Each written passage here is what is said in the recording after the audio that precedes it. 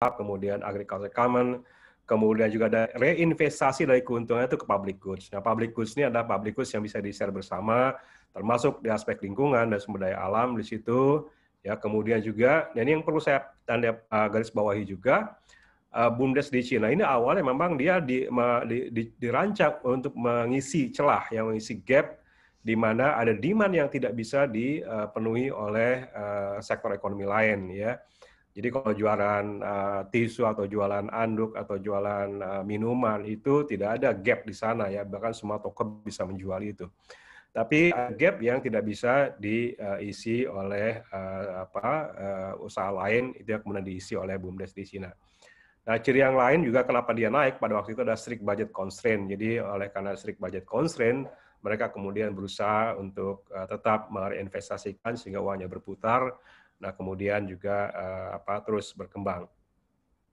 Nah, kemudian ada yang belakangan terjadi penurunan tajam, ya, bahkan jatuhnya sangat tajam luar biasa. Itu ada faktor penyumbang kegagalannya di sana terkait dengan mereka berusaha ekspansi pasarnya begitu, ya. Yang tadinya fokus kepada demand memang yang mengisi celah permintaan yang tidak dipenuhi oleh pasar. Nah, kemudian mereka bergerak ke seperti halnya Indomaret, Alfamart lah begitu, ya, mengikuti pola seperti itu, dan akhirnya terjadi kompetisi yang tidak sehat, yang kemudian juga ketiadaan manajemen risiko. Nah, tadi Pak Akadun sudah melakukan ada beberapa tujuh, tapi ada yang barangkali belum disampaikan adalah bagaimana manajemen risiko ini penting di dalam konteks keberlanjutan dari BUMDes itu sendiri, ya. Nah, di sisi lain, kenapa juga Cina berhasil dan gagal? Jadi pada awalnya di Cina berhasil itu karena juga mereka menggunakan prinsip namanya crossing the river by filling the tones, atau menyeberang sungai sambil melewati jembatannya. Mohon maaf, ini ada intervensi di screen saya, ada coret-coret.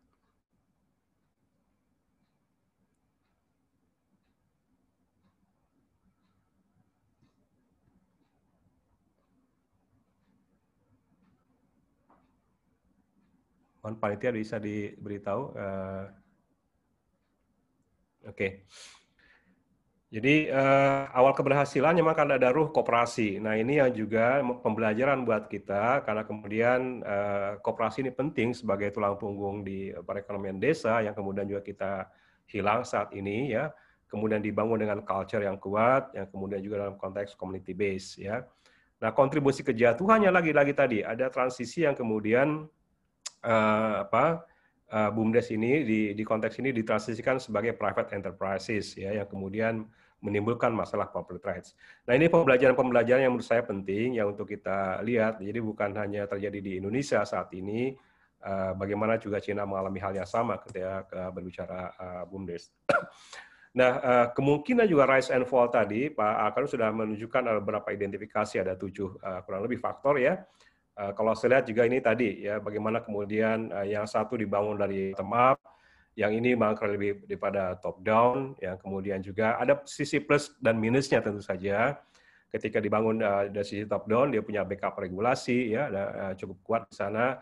Tapi juga ini bisa menjadi ketergantungan dan menjadi faktor penghambat. Nah, di sisi lain, BUMDes ini juga tidak bekar pada kultur pertanian, ya, kultur agraris, pada kultur lokal begitu. Sehingga kadang-kadang di foto yang saya ambil di sebelah ini, ya, ikut-ikutan seperti membuat Indomaret, membuat Alfamart gitu, ya. Padahal itu tidak kompetitif dan tidak mengisi celah di mana demand yang diperlukan oleh masyarakat tidak dipenuhi oleh toko-toko seperti itu. Nah, yang ketiga, ini juga melakukan usaha yang transisi tadi, ya, dari community base, dari culture base menjadi market base, ya, berbasis pasar, ya, seperti membangun grocery store sebagainya, sehingga lagi-lagi dia menjadi tidak kompetitif.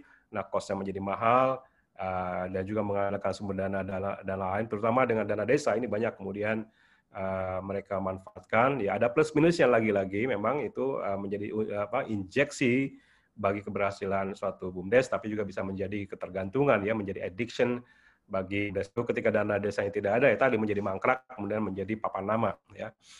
Kemudian kemungkinan besar terjadi transisi orientasi bisnis ya, yang tadi harusnya profit oriented dikembalikan kepada public goods ya, yang ada di lokal, ada di desa, tapi kemudian menjadi orientasi pasar. Saya tekankan lagi ketiadaan manajemen risiko ya, karena ketika terjadi shock di dalam economics, nah mestinya BUMDes bisa bertahan karena satu-satunya yang saat ini yang bisa bertahan di tengah era COVID adalah sektor pangan dan pertanian kan begitu. Jadi mall tutup, kemudian toko yang lain tutup karena kurang pembeli dan segala macam. Justru di produk-produk pertanian itu masih tumbuh di atas 1-2% saat ini. Nah, sebetulnya peran BUMDes justru memanfaatkan peluang ini. Nah, tapi karena ketidakadaan manajemen risiko tadi, ini tidak bisa dikapitalisasi ya. Kemudian tadi style of business management, ya bagaimanapun juga ini berbagai macam style bisa muncul. Dan ada reinvestasi keuntungan tadi kepada triple P tadi ya, ditekankan Pak Akadun tadi. Karena reinvestasi keuntungan ini ya bukan hanya kemudian untuk modal, tapi juga bagaimana long term investment bisa dikembangkan di sana. Nah ini tadi permasalahan juga sudah muncul di berbagai sisi, ada dari para usaha, dari pemilihan yang kurang tepat barangkali ya, harusnya berbasis local resource, tapi ikut-ikutan market begitu ya. Kemudian juga tadi ada masalah entrepreneurial skill ya, dan seterusnya sampai kepada ongoing business yang muncul di situ terkait dengan hambatan network. Nah oleh karena itu saya perlu tekankan di sini bahwa tantangan keberlanjutan BUMDes ke depan ini ya, terutama saya ada 4 hal yang perlu diperhatikan ya. Satu berkaitan dengan karakteristik usaha. Jadi fokus memang pada karakteristik desa itu, fokus pada agriculture base ya. Jangan ikut-ikutan membuat toko serba ada dan sebagainya ya, yang itu akan volatile ya, kita food industry lah begitu ya. Sementara kalau berbasis lokal itu akan continuous karena memang resource-nya ada di lokal ya. Kemudian juga makanya yang kebanyakan survive itu memang biasanya berbasis ekowisata dan sebagainya karena ini lebih berkelanjutan, lokal resource-nya akan ada terus dan dia punya karakteristik yang unik di situ. Kemudian aspek yang berkaitan kapasitas kelembagaan tadi sudah hasil penelitiannya Pak Akadun berkaitan dengan aspek kedua saya lihat di situ ya. Bagaimana kemudian aspek kelembagaan ini penting. Nah jangan lupa bahwa keberhasilan salah satu keberhasilan BUMDes ada culture tadi ya.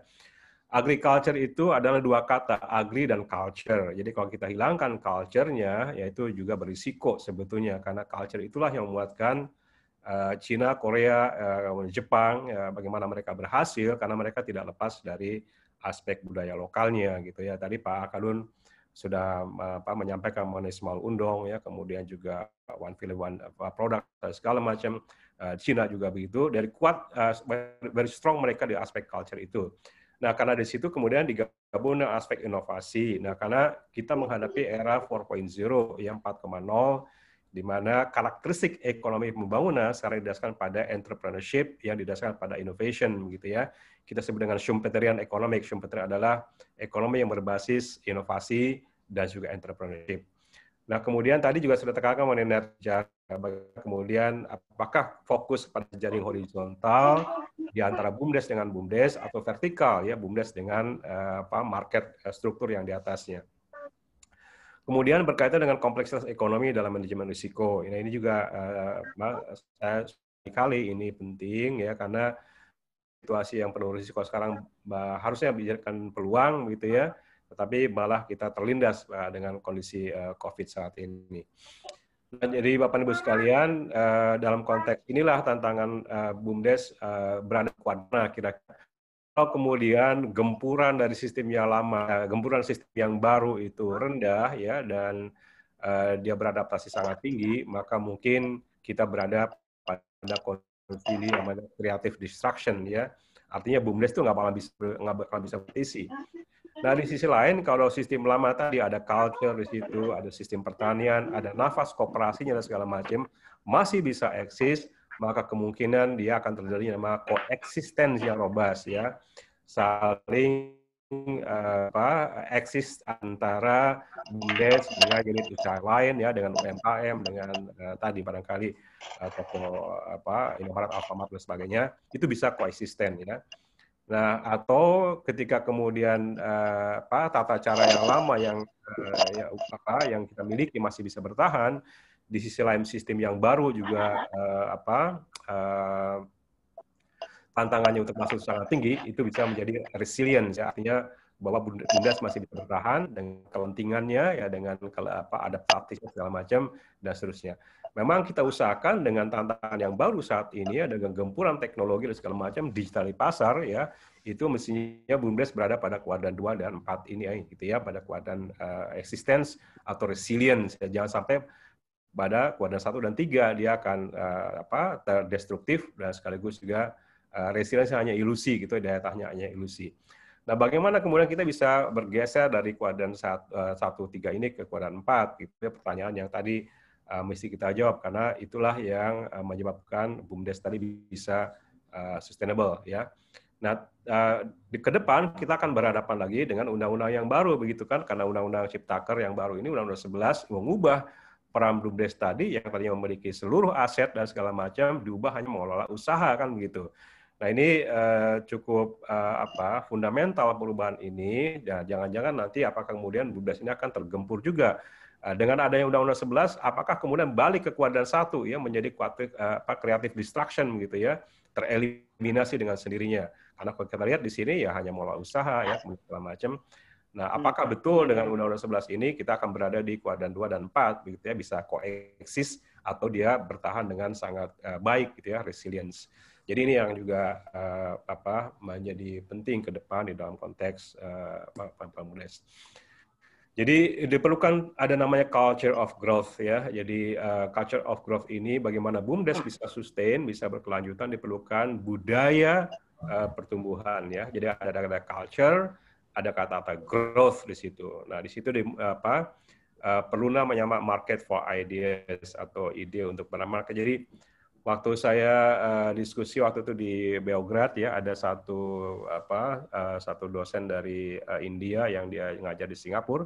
Nah, kami ketemu di Beograd di Serbia. Nah, bagaimana kemudian dia mengembangkan BUMDes di India melalui coffee house misalnya. Jadi tapi si kopinya ini bukan kopinya tapi jualan idenya, ya.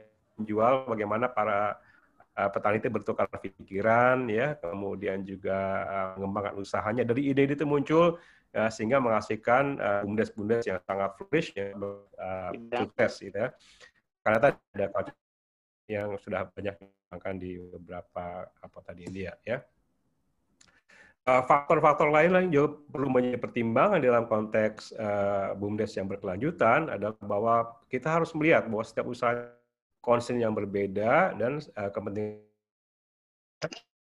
Jadi ada masa ketika ketergantungan pada kepala desa, karena kemudian juga kepala desa bisa berganti, ya. Tapi kalau kepada shareholder dan kepentingan yang sama, tentu akan lebih sustain. Yang kedua, ini bagaimana mengusahakan agar profit itu stay lokal, gitu ya. Karena kalau kita lihat jualan barang serba ada, itu profit tidak stay lokal, kan, gitu ya. Karena si toko ini atau si BUMDes harus beli ke grosir, dia mungkin harus belanja ke Keramat Jati dan sebagainya. Nah, profit ini tidak stay lokal, gitu. Nah, kemudian mereinvestasikan dalam usaha yang lebih sustainable, dan nanti saya tunjukkan di bagian akhir berkaitan dengan sumber daya alam dan lingkungan nanti, ya. Kemudian decision making yang terdistribusi dengan baik, jangan tergantung juga pada kepala desa, gitu ya, atau tokoh tertentu. Kemudian tadi good governance, tata kelola, tadi bahasanya Pak Akadun tentu dengan pendampingan dan segala macam di situ. Dan co-engagement, karena bagaimanapun juga keterkaitan yang kuat antara para pengurus di situ akan menjadi. Nah, yang lebih penting lagi adalah bagaimana BUMDes ini menjawab permasalahan ketimpangan, ya, inequality, karena itu yang menjadi concern di masalah pedesaan sebetulnya, gitu ya. Memang sih tidak terlalu parah daripada di kota, tapi bagaimanapun juga tujuan dari BUMDes untuk mensejahterakan masyarakat, salah satu ukurannya adalah bagaimana mengurangi ketimpangan, ya, inequality ini. Nah, tadi, ya, mungkin di undang-undang sudah dijelaskan bagaimana BUMDes ini ada peningkatan nilai tambah, penyerapan teknologi macam itu bisa dikembangkan lewat namanya local economic development atau LED, yang tadi sudah saya sampaikan, dia berbasis pada sumber daya lokal, ya. Mohon maaf, ini ada yang noise, belum di-mute.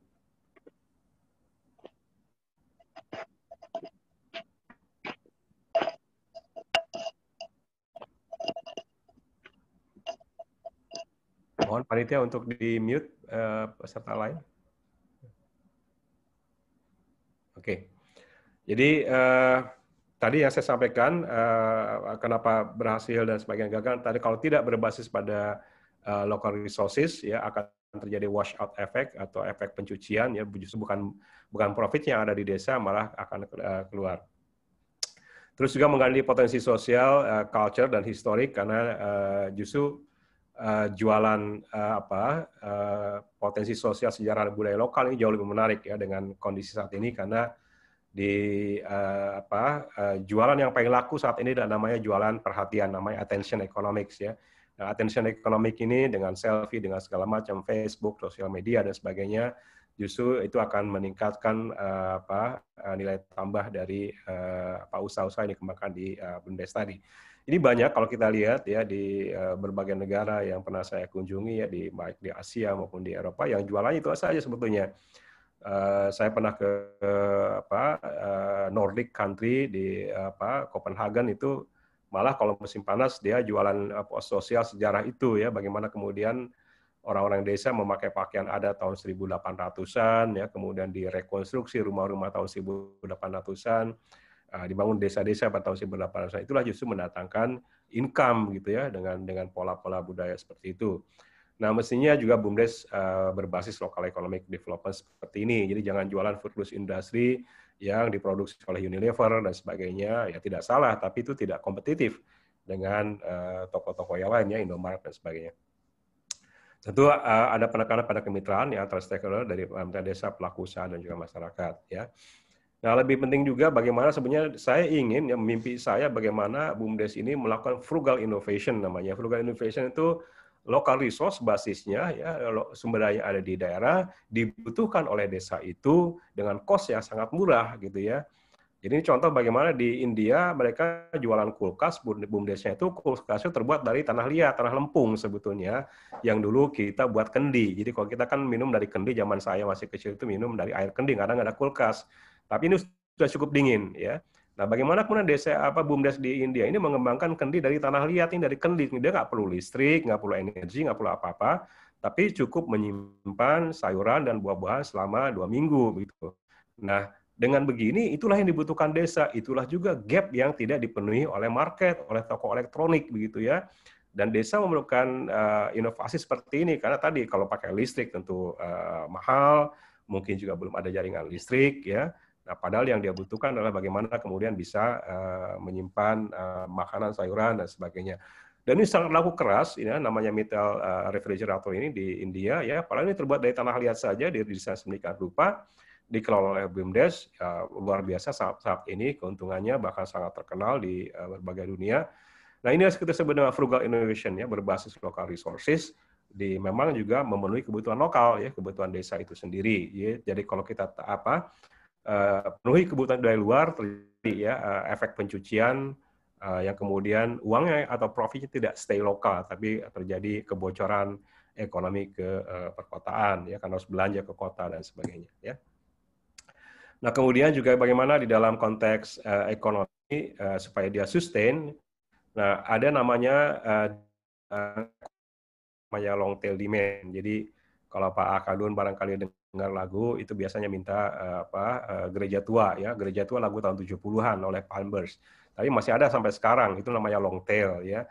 Nah, ada di dalam konteks demand-demand di pedesaan saat ini jadul memang, tapi tetap diperlukan saat ini. Misalnya tadi, bagaimana daun pisang itu mungkin sudah banyak piring, ya, sudah banyak segala macam. Tapi tetap saja daun pisang dibutuhkan untuk membuat lemper, untuk membuat lontong. Nggak bisa lontong dibuat dari plastik kan begitu atau dari styrofoam. Nah, daun pisang itulah long tail demand gitu ya. Jadi bagaimana kemudian bagaimana BUMDes ini membuat reshaping daun pisang ini sedemikian rupa sehingga dibutuhkan. Bahkan itu sampai sekarang masih ada di Okinawa, di Jepang, masih ada di Korea dan segala macam. Dia masih menggunakan itu ya di long tail demand. Produk jadul tapi dikemas dengan rupa karena tetap kita butuhkan namanya lontong kalau nggak dibungkus daun pisang nggak enak kan gitu. Atau ketupat kalau tidak dibungkus dengan daun kelapa dengan janur juga nggak enak kan gitu. Nah, oleh karena itu long tail demand. Harusnya kita bisa bergerak di sisi itu. Nah, kemudian ada namanya Sawyer effect di dalam konteks BUMDes, ya, bagaimana kendala-kendala yang ada di desa ini itu bisa dijawab dengan cara menjawab dengan konteks desa. Ini contoh bagaimana di Afrika, ya, susah cari air, ya, dibuat air, talang air, tapi nggak bisa terisi. Padahal di situ juga ada anak-anak yang perlu mainan, ya, playing ground. Akhirnya dibuatlah kemudian talang air yang bisa digerakkan oleh mainan anak-anak, gitu ya. Dengan mainan anak-anak ini memompa air ke atas, kemudian dihasilkan air. Nah, ini sebenarnya Sawyer effect, ya, bagaimana melihat potensi desa dengan cara yang simple dan bisa menggerakkan ekonomi desa sekaligus, ya. Nah, diharapkan ke depan ini kita bergerak BUMDes ini dari ketergantungan pada dana desa dan segala macam, ya. Memang diperlukan government led, ya. Pemerintah desa juga provinsi itu turun tangan. Nah, ke depan ini akan transisi menjadi government community led, ya, dibantu oleh pemerintah dan community. Nah, harapannya ini akan betul-betul menjadi community led enterprises, jadi digerakkan oleh enterprises. Nah, konteks keberlanjutan yang kedua ini yang kemudian saya sampaikan. Jadi ini bagaimana tadi Triple P dan sebagainya ada di sini, ya. Jadi kalau kita lihat enterprises ini sebagai concern kita, dibantu juga oleh peran pemerintah lewat regulasi dan sebagainya, itu bisa mensupport atau memberdayakan 4 kotak di tengah ini, ya. Nah, di sini ada sentral biarkan dengan natural capital. Desa itu keunggulannya ada pada modal alamnya, begitu, ya. Entah terlepas dari apakah dia keras atau lemah, misalnya lahannya, bahkan kalaupun punya cadas saja, dia bisa jual cadas itu lewat misalnya rock climbing, ya, gitu. Bahkan saya pernah ke desa di Jogja yang sebetulnya Gunung Purba itu sangat sulit ditembus, tapi dengan adanya anak muda yang militan, ya, gunung yang tidak bisa ditembus pun akhirnya bisa dilakukan, dan itu sekarang menghasilkan aset yang luar biasa.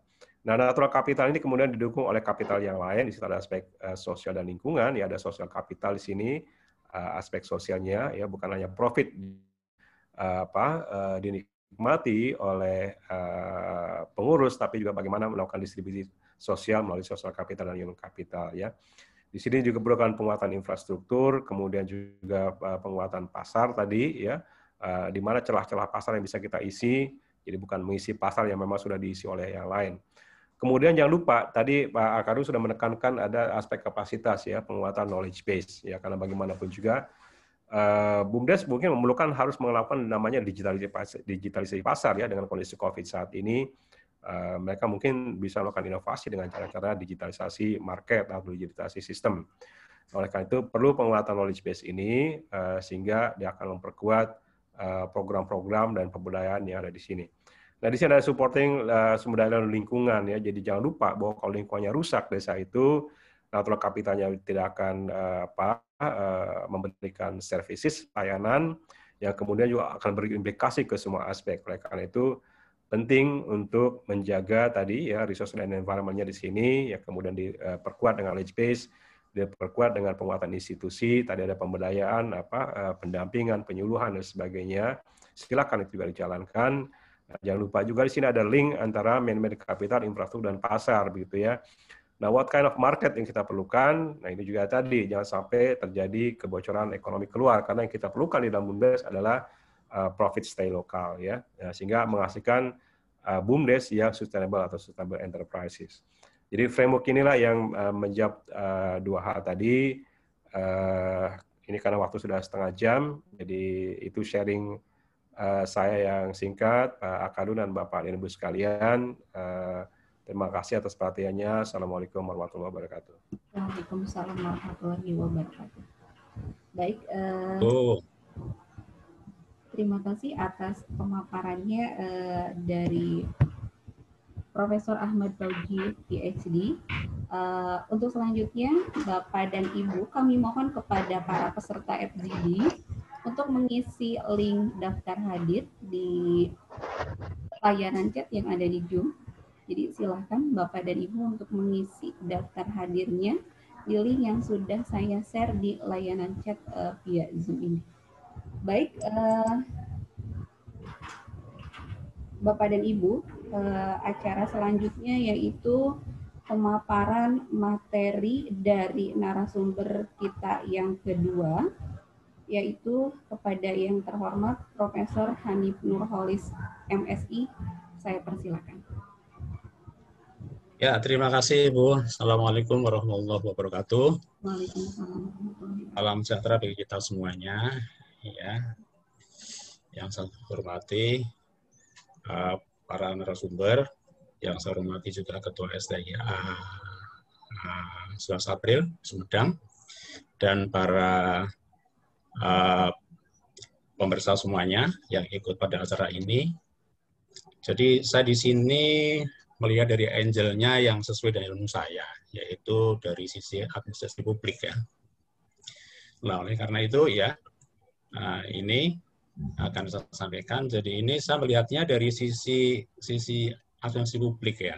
Jadi administrasi publik itu ngomong apa sih? Administrasi publik itu ngomong kalau objek formalnya itu negara ya, negara itu sama dengan politik, sama dengan ilmu administrasi negara, hukum administrasi negara.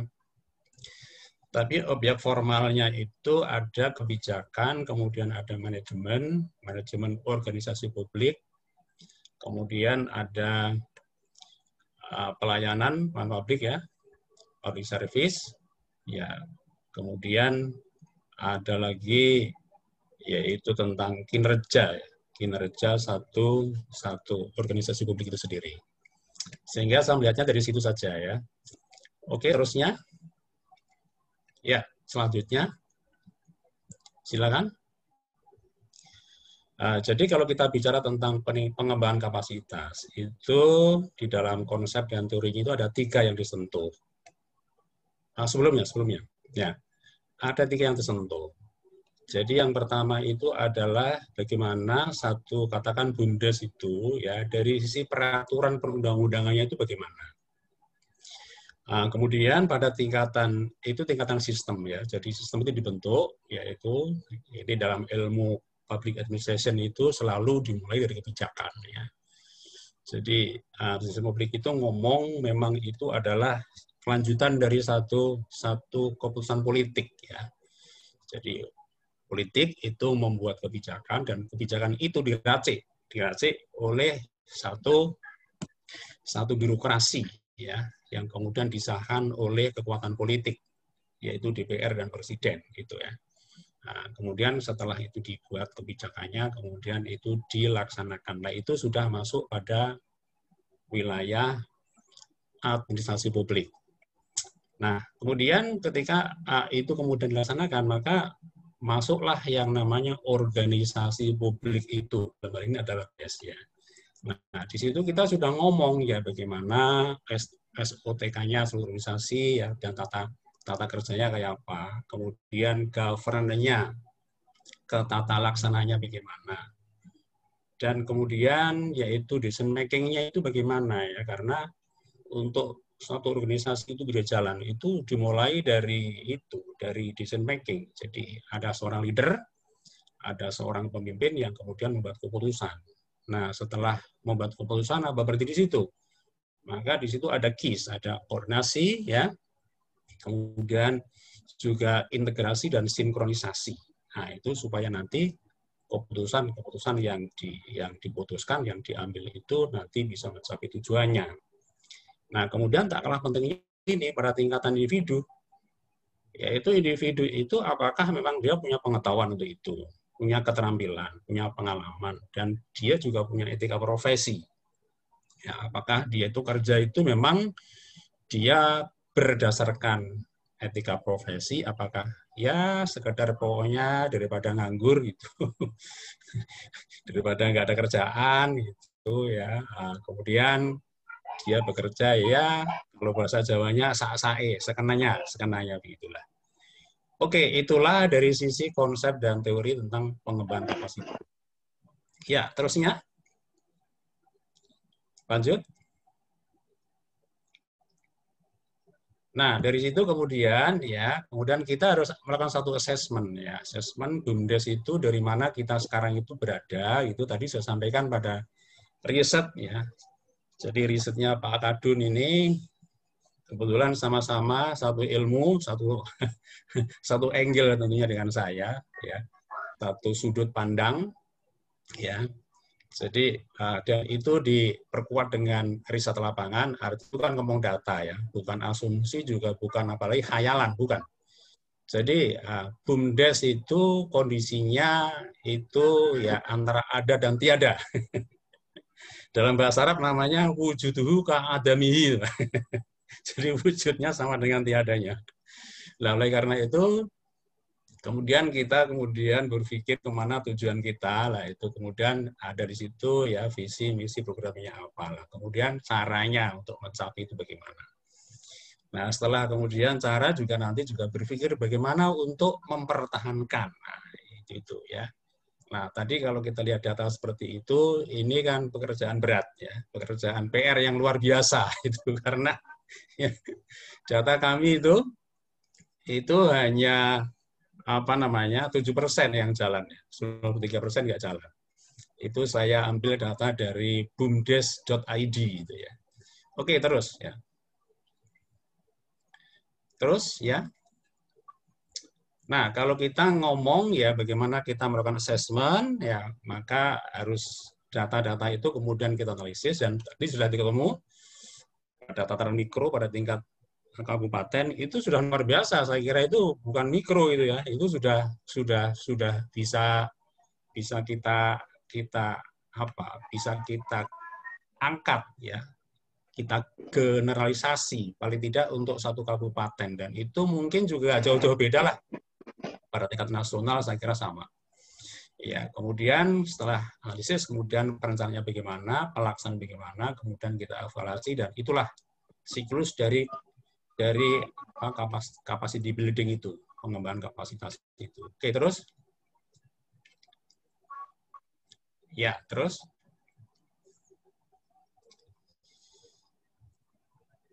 Nah, sekarang saya lihat ya, ini dari ilmu saya lagi-lagi Pak ya. Jadi mungkin dari ilmu lain juga bingung, tetapi saya perlu sampaikan bahwa struktur pemerintahan kita sebelumnya tadi struktur pemerintahan kita itu ya ini masih mempertahankan model kolonial ya. Model kolonial itu begini.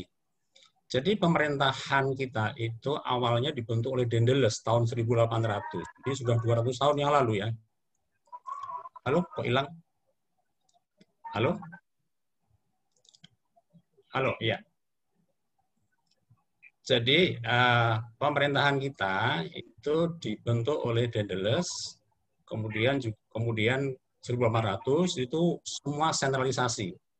Kemudian ada perubahan tahun 1903 ini dibentuk ya, ada namanya provinsi, kemudian ada kabupaten, kota. Kota itu pertama kali yang daerah otonom itu kota tahun 1903, kemudian kabupaten baru dibentuk. Kabupaten sebagai daerah otonom itu baru dibentuk tahun 1925. Tetapi kemudian ya pada sejak zaman itu sampai sekarang itu hanya berhenti sampai di camat, sampai di Regions Cup saja. Di bawah itu tidak ada pemerintahan. Yang ada namanya adalah Semente Pribumi, Inland Semente, komunitas pribumi. Jadi sistem pemerintahan zaman Belanda sampai sekarang nggak berubah. Jadi di atas itu kita sebut pemerintahan formal, di bawah itu pemerintahan semu atau pemerintahan bayang-bayang kata ahli hukum tata negara dari UNPAD, itu adalah pemerintahan bayang-bayang. Kalau dari rektor Profesor IPDN Prof Sadu mengatakan itu pemerintahan setengah. Kalau buku saya mengatakan pemerintahan semu, pseudo atau palsu ya. Jadi pemerintahan desa itu sejak zaman Belanda sama statusnya, hanya sebuah yang diberi tugas oleh negara lewat birokrasi negara. Waktu itu zaman Belanda namanya adalah Onderdistricthoofd namanya ya. Kemudian bahasa kita namanya camat, di bawah Onderdistrict, di bawah kepalanya namanya Wedana atau Districthoofd. Sampai sekarang masih sama. Nah, inilah saya kira dari angle saya akan lihat dari sini mengapa ya BUMDes termasuk pemerintahan desa sendiri itu tidak bisa memberikan memberikan fungsi-fungsi public service kepada rakyat desa karena memang statusnya itu sejak zaman Belanda nggak jelas. Oke. Terus sampai sekarang. Terusnya. Terus. Nah, kita lihat di sini ya. Jadi pemerintah desa itu sebetulnya yang sekarang ini adalah warisan dari Jepang. Kalau Belanda itu masih menggunakan. Jadi zaman Belanda desa itu diatur dalam satu ordonansi, namanya IGO. IGO itu singkatan dari Inlands Gemeente Pribumi. Ordonansi tentang Gemeente Pribumi. Inlands itu Gemeente, Inlands Pribumi, Gemeente itu apa ya? Gemeente aja lah, karena susah terjemahnya. Ya, ada menerjemahkan itu Haminte tanya. Jadi kalau dari UGM ada profesor siapa namanya ya, Sudiatmo atau siapa itu, dia menerjemahkan Gemeente itu Haminte. Tapi karena itu juga nggak dikenal sampai sekarang ya, saya terjemahkan Gemeente apa aja. Jadi itu di IGO tahun 1906. Kalau IGO itu masih mengadopsi ya bahasa-bahasa lokal. Jadi ada Lebe, ada Modin, ada Jaro, ada Kumu, ada macam-macam. Tetapi kalau Jepang sudah enggak. Jepang itu kemudian lurahnya kalau di IGO masih pakai lurah ya. Kemudian kalau jurutalis itu dalam IGO yang Belanda masih menggunakan care ya. Tapi oleh Jepang diganti itu kuto namanya. Lurah itu kuto, tarik jadi jurutulis. Kemudian ada polisi desa, ada lebe itu Modin di Jawa ya. Kemudian lain mandor. Kemudian di bawah itu dibentuk lembaga baru namanya AZA. Sekarang berubah menjadi RW.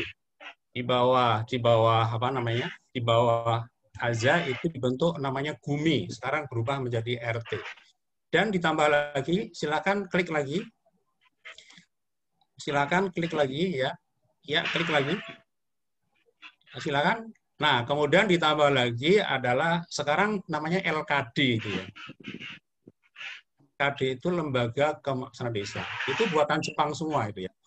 Keibodan itu sekarang berubah menjadi Limas, Heiho. Dulu zaman Orde Baru, Keibodan menjadi Hanra, kalau Heiho jadi Hansip. Gumi Fujinkai itu PKK, Senendan itu adalah Karang Taruna ya. Nah, kemudian kita lihat terusnya.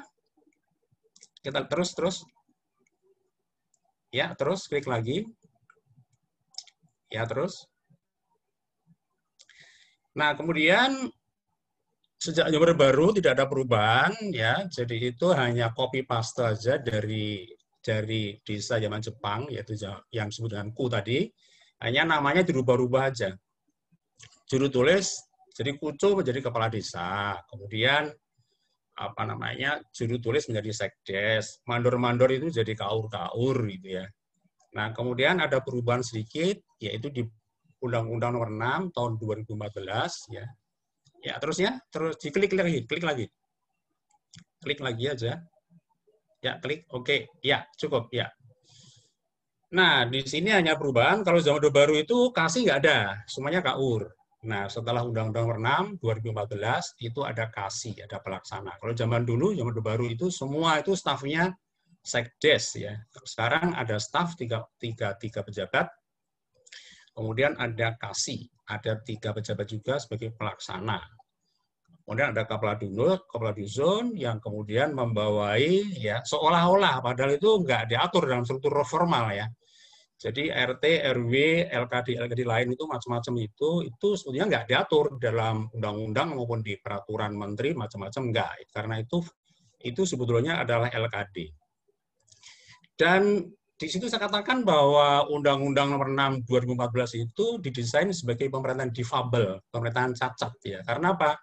Karena saya belajar karena memang guru besar saya tentang local government, jadi saya memang fokus ya tentang local government itu. Saya belajar pemerintahan di dunia itu tidak ada namanya pendamping, itu nggak ada.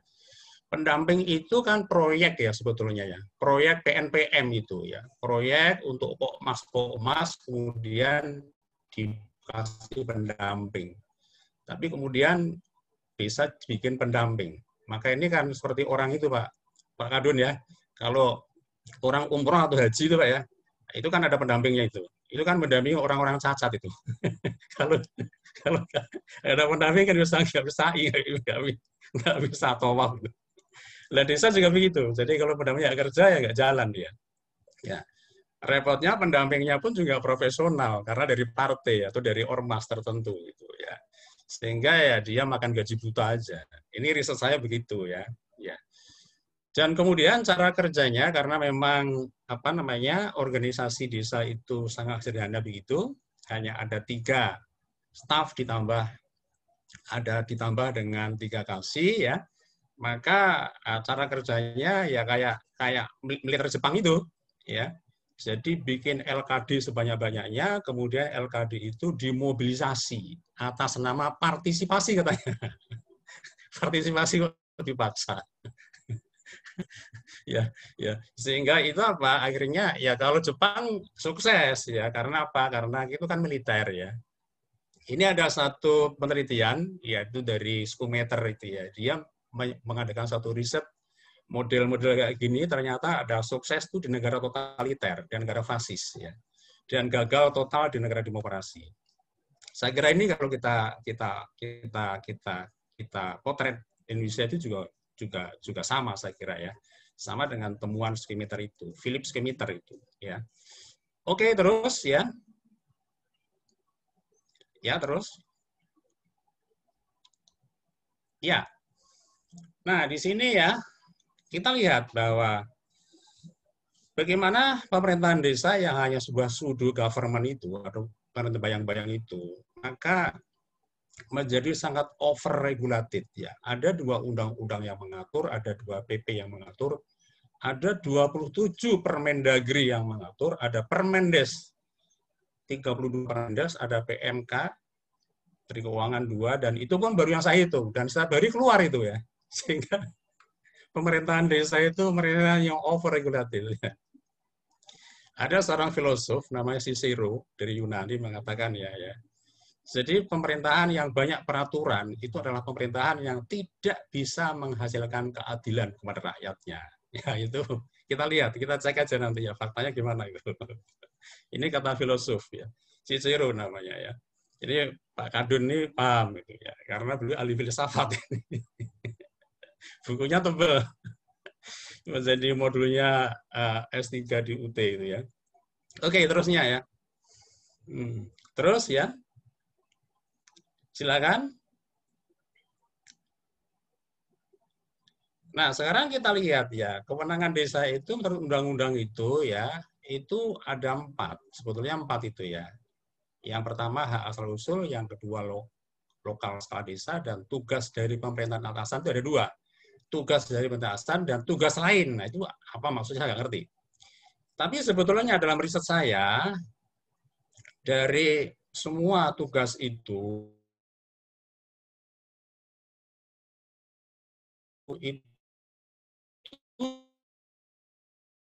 sebetulnya hanya ini aja, 1, 2, 3, 4, 5 aja. Realnya maksud saya ya, real itu artinya wow. Kerjaan utama itu hanya ini aja, menarik KTP ya, ini dikasih surat pengantar, bukan KTP-nya. Kalau di Malaysia kan enggak. Di Malaysia itu kan kalau orang datang di kantor desa, namanya JPN, itu kan langsung dapat KTP. Tapi kalau di Indonesia kan enggak, dia hanya dikasih surat pengantar KK, akte kelahiran, dan lain-lain. Kemudian pelaksana proyeknya dari Kemendes dengan dana desa itu, ya. Dan kementerian yang lain itu punya proyek semua itu, dari Kemensos punya proyek, dari Kementerian Keuangan punya proyek, dari Kemenko punya proyek, dari Kementerian Tenaga Kerja punya proyek, dan itu semua jatuh ke desa. Kemudian juga pelaksana proyek kabupaten, kota, dan provinsi, kemudian pelaksana perintah hanya camat, bupati, gubernur, dan presiden. Itu aja. Jadi yang lain itu hanya di atas kertas semuanya. Kemudian governornya, tata kelolanya itu hanya melaksanakan perintah camat, bupati, gubernur, presiden, melaksanakan proyek, itu aja. Dan kemudian cara kerjanya tadi memobilisasi, karena nggak punya perangkat. Jadi LKD itu yang buatan Jepang itu dimobilisasi oleh kepala desa. Sehingga kepala desa ini kalau dia memang kuat uangnya, kuat wibawanya, mungkin juga kuat kekerasannya. Ya, biasanya kalau di Jawa itu adalah itu, yang bajingan-bajingan itu, itu bisa dia bisa mobilisasi. Tapi kalau misalnya orang biasa-biasa nggak bisa dia, ya nggak mau dimobilisasi, nggak mau. Oke, terus ya,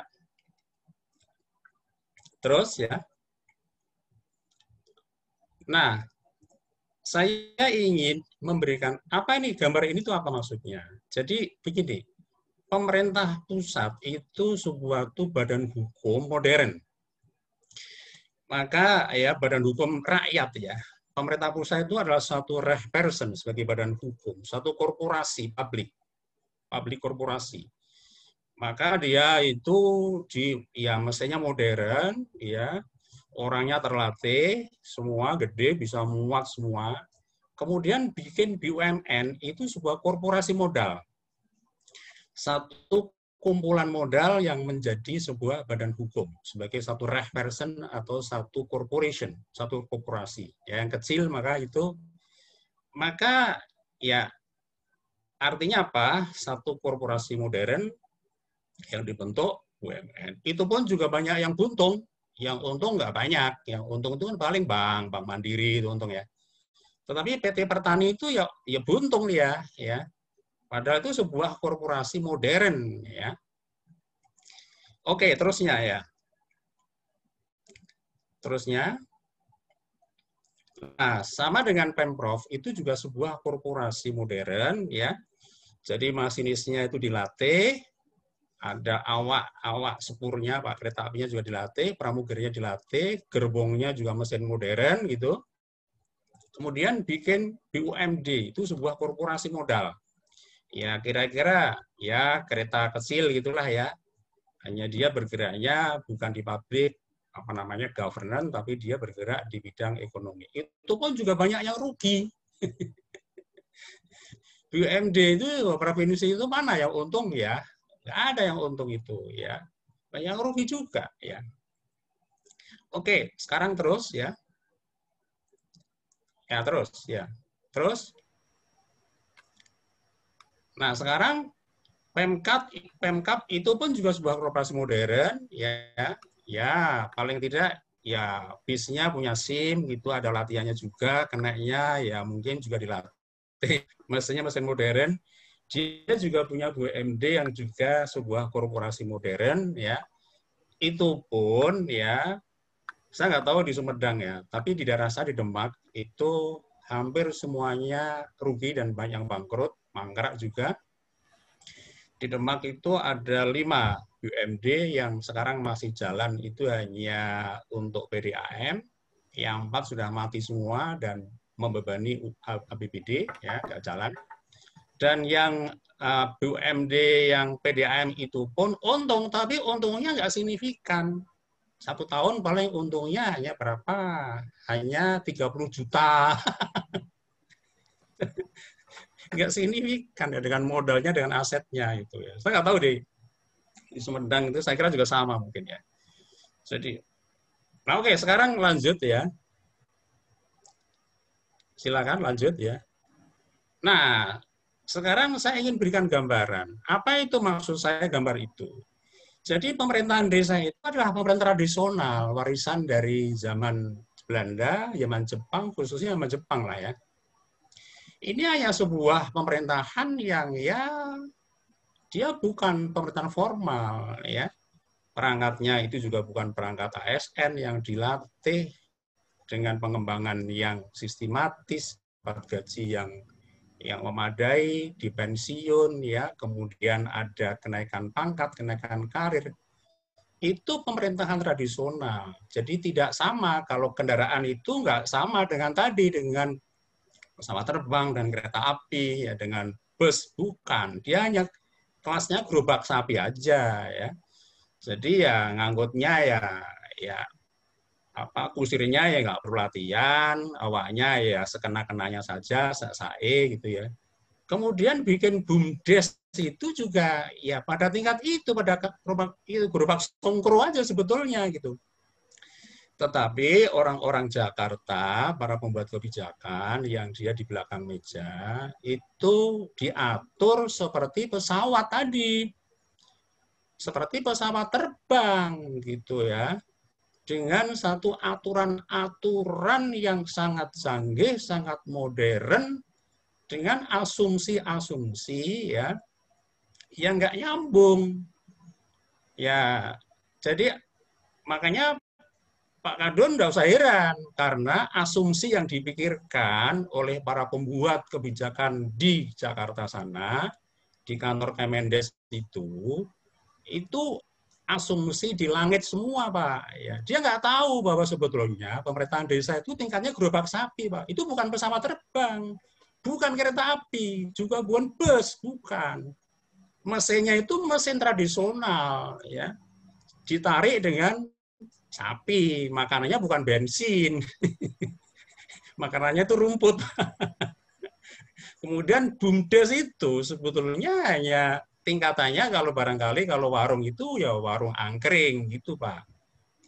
Tapi didesain sebagai satu holding ya. Ini yang lucu ya. Oke, terusnya ya. Terus ya. Silakan, terus. Terus? Sebentar, Prof.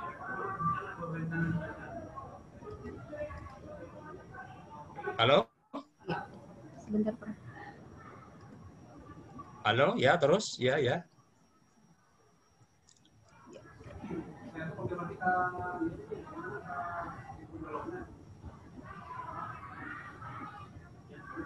Halo lah, kemudian di sini ya, ini adalah usaha-usaha yang diatur di dalam Permendes ya, nomor 4 tahun 2015, itu ada air minum, ada usaha listrik, ada lumbung pangan, macam-macam. Ada alat transportasi, perangkat pesta, gedung pertemuan, rumah, toko, dan seterusnya. Terus ya. Terus. Ya. Ya, terus ya. Klik lagi. Klik lagi, ya. Ya. Klik lagi. Klik lagi. Ya. Saya ingin tunjukkan bahwa cara kerja pemerintahan desa itu adalah ya dari sisi ilmu saya, mohon maaf nih yang bukan public administration juga ilmu pemerintahan itu mungkin bingung ya. Tapi ilmu negara itu mestinya kan gini ya. Pemerintahan itu mestinya itu kan ada kayak organisasi gitu ya. Ada yang puncak, ada yang menengah, ada bawah.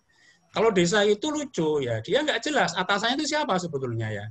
Karena semua jadi atasan. Kemendes ya atasannya, Kemensos ya atasannya, ya.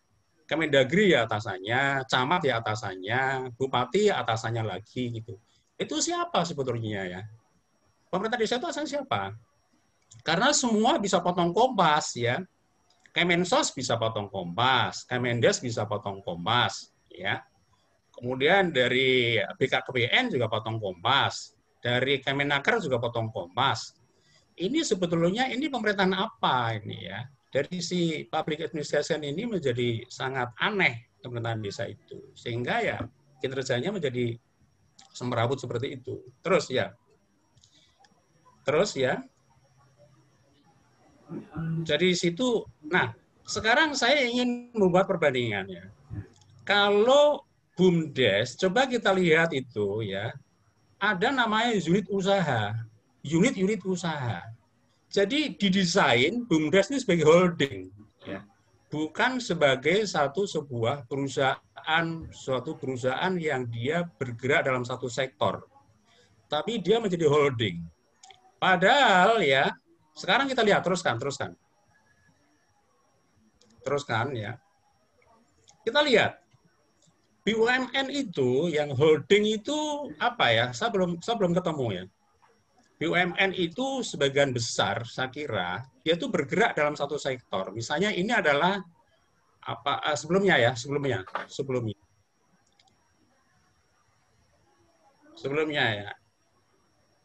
Nah, misalnya ini PT Kimia Farma itu dia hanya bergerak di bidang pengobatan. Kemudian misalnya Bank Mandiri itu bergerak hanya di bidang bank, ya. Begitu juga misalnya Garuda itu bergerak hanya di bidang penerbangan. Tetapi BUMDes itu holding, dia bergerak di semua sektor, ya. apakah ini logis apa tidak dari kajian ekonomi ya? Menurut saya ini nggak logis ya. Oke, ini BUMN itu satu sektor. Terus ya. Terusnya. Saya ingin tunjukkan BUMD juga satu sektor. Ya, PDAM misalnya ya. Bergerak pada pelayanan air minum. Terus ya. Terus. Nah, jadi ya itu aja sudah ada satu persoalan. Sehingga di sini kalau kita lihat dari sini, maka ya kalau peraturan undang-undangan itu oke, karena dirancang di Jakarta dengan satu asumsi yang di langit semua. Tetapi kemudian pada tingkat lembaga, pada tingkat BUMDes-nya, ini masih jadi persoalan, dan itu cocok dengan temuan dari Pak Akadun kan. Apalagi kalau kita sudah masuk kepada tingkatan individu. Jadi para pengelola itu, ya pengetahuannya kayak apa, keterampilannya bagaimana, pengalamannya kayak apa, apakah dia punya etika profesi apa tidak, itu juga persoalan. Karena banyak BUMDes yang juga dikorupsi. Ya. Oke, terusnya. Oke, iya. Terus. Ya, ini adalah saya lihat sebelumnya ya. Jadi ini ada sebelumnya. Nah, ini saya ambil dari BUMDes ID. Itu ada dari 40.000 itu BUMDes yang 2.000 tidak beroperasi, 1.670 beroperasi tapi belum memberikan kontribusi pada pendapatan desa. Hanya 637 dari angka 4.000. 4.000 tumbuh, sisanya itu rintisan, jalan dempat, mangkrak, dan mati. Dan artinya 93% tidak baik. Hanya 7%. Ya. Bayangkan ini ya, uang negara yang sudah berapa triliun itu dibuang sia-sia karena angka ini adalah satu kegagalan ya. Ini satu kebijakan gagal di dalam ilmu asosiasi negara, ini adalah satu kegagalan kebijakan. Ya, terus.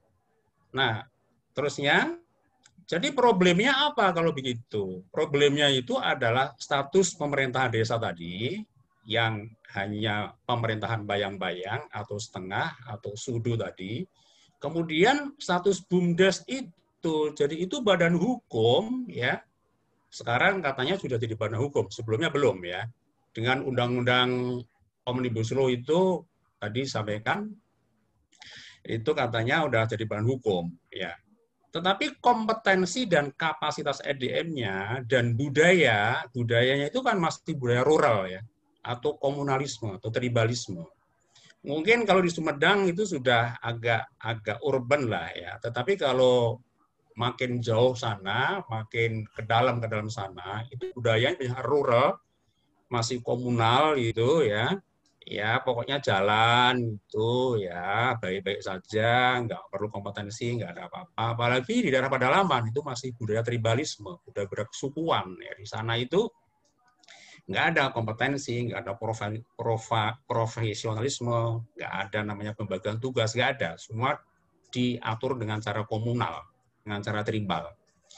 Nah, itu problem itu ya mestinya yang seharusnya dipikirkan oleh para pembuat kebijakan. Dari sisi ilmu saya lagi-lagi ya. Oke, terusnya.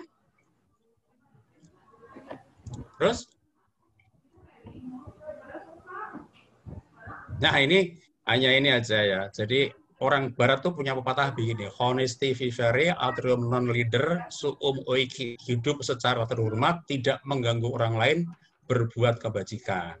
Nah, kalau Nabi Muhammad tuh mengajarkan begini, jadilah orang terhormat karena iman dan takwa. Sebaik-baik manusia adalah orang yang banyak memberi manfaat kepada sesama manusia. Lah, orang Indonesia hidup apa? Tanda tanya. Si sendiri maksudnya. Banyak yang ditangkap, ya menteri aja ditangkap. Ya. Bahkan orang demo juga ditangkap. Ya, terusnya. Ini terakhir nih ya. Jadi ini hanya buku yang diterbitkan oleh MPR sama UT ya. Ini karena ini buku ini sempat jadi kontroversi. Saya mau didemo nih sama orang-orang Sumedang, orang Tasik, orang Sumedang. Gara-gara bikin buku, terbitin buku mau di demo. Tapi kemudian oleh MPR kemudian dipelajari, terus akhirnya ya diterbitkan bersama ya. Karena itu dibeli 1000 eksemplar dibagi oleh semua anggota MPR. Dan yang lain, saya juga punya buku tentang desa. Silakan yang lain, ada lagi. Klik lagi, Mbak. Klik lagi. Klik lagi. Ya, itu buku tentang local government. Ini perencanaan. Lagi. Ya, ini juga tentang desa yang saya sebut sebagai pseudo government itu. Saya tulis di sini. Terus lagi. Ya, ini juga dari Erlangga ya. Kalau tadi dari Gramedia. Oke, saya kira itu presentasi saya. Mudah-mudahan menjadi bahan diskusi yang bisa memprovokasi untuk diskusi. Baik. Terima kasih ya. Baik, terima kasih kepada yang terhormat Profesor Dr. Hanif Nurholis MSI atas pemaparan materinya yang begitu menarik. Baik, Bapak Ibu, selanjutnya kami buka sesi tanya jawab. Tapi di sini para narasumber sudah ada juga yang menanyakan melalui layanan chat kami. Ini ada banyak sekali penanya, tapi saya sampaikan dulu berapa penanya kira-kira nanti yang akan bisa ditanggapi, Prof. Iya, iya. Ya, baik. Pertanyaan pertama ini ada pertanyaan dari Bapak Joko Isdianto. Ini sepertinya kepada Pak Dr. Akadun. Izin bertanya,